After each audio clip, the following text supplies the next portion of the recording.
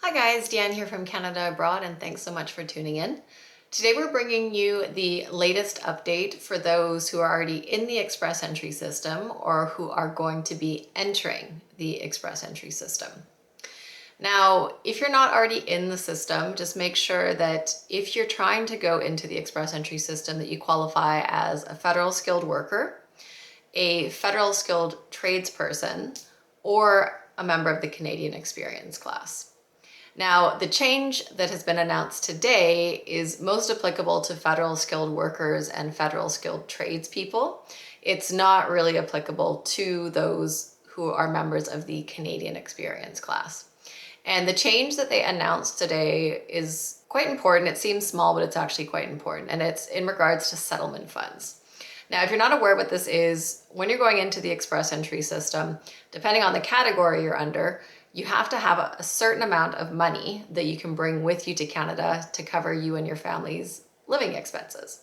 And if you don't have that amount of money available, then your application for permanent residence would be rejected.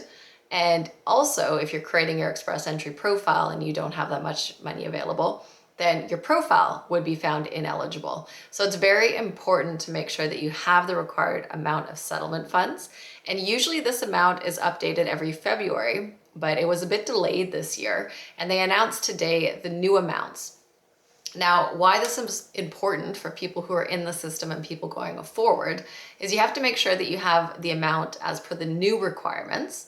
So I'm just going to show you what the new requirements are by family size.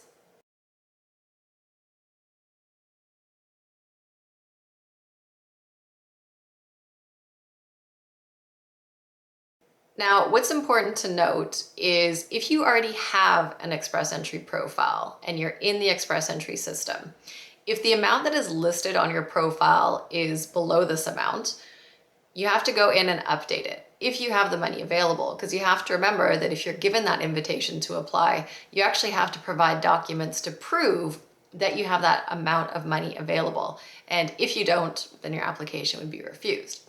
So you have by July 15th to go in and update your profile with the correct amount of settlement funds if it's applicable to you. After that date, once the system picks up that you have below the required amount of settlement funds, your profile will be found ineligible and you'll be removed from the express entry system. So if you're already in the system, go ahead and make those updates. If you make that change to the settlement funds that you have available, it doesn't change the date of when your application was submitted and received. So it doesn't have any bearing on the date of your profile that might come into play later if a tie-breaking rule is implemented for your comprehensive ranking system score. So again, the amount of settlement funds has been updated for this year. Anybody going into the express entry system, if you're a federal skilled worker or federal skilled tradespeople, unless you're exempt on certain situations, you have to show that you have this amount of settlement funds available to both create your profile and then also once you're given that invitation to apply. So make sure you go in and amend your profile if applicable by July 15th so that you don't risk being removed from the system. And if you're going to be creating your profile after today or today forward, make sure that you actually have the new amounts required. Now, this could be a positive if we're looking at federal skilled worker draws, because we saw them make an update in terms of how much time you have to submit documents, and then today they're updating the amount of settlement funds required. And it's important because this again is only really for federal skilled workers and federal skilled tradespeople. So if they're updating it, they might be preparing to do those draws and making sure that people have this updated amount before they go ahead with those applications. So thank you guys so much as always for tuning in. And don't forget to subscribe to the channel if you want to stay up to date with all the latest Canadian immigration news and updates.